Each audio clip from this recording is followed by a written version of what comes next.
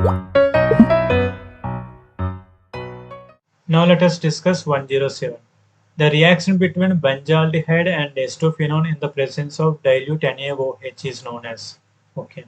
In this type of questions, we use the method verification. First one, in aldol condensation, we use 2 moles of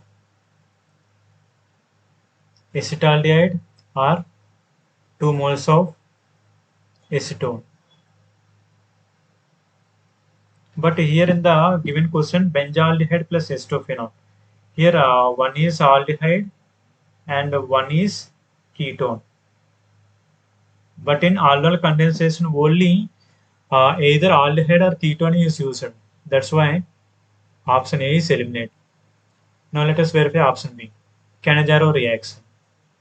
In Cannizzaro reaction, here also there is a use of only one type of carbonyl compound. That means here the use of only 2 moles of acetaldehyde in the presence of KOH.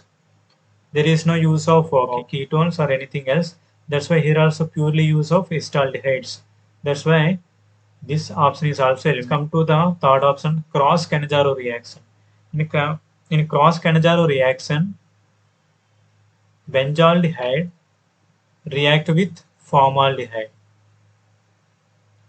But in our question, benzaldehyde, here one is aldehyde, one is ketone. But in cross Cannizzaro reaction, these two are aldehydes. So option 3 also eliminated. Now let us come to the option 4. Here cross aldol reaction.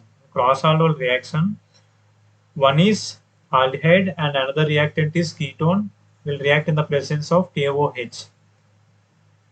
Option 4 satisfies the above condition that the reaction between benzaldehyde, okay, here one aldehyde is present and acetophenone, ketone is present in the presence of NaOH.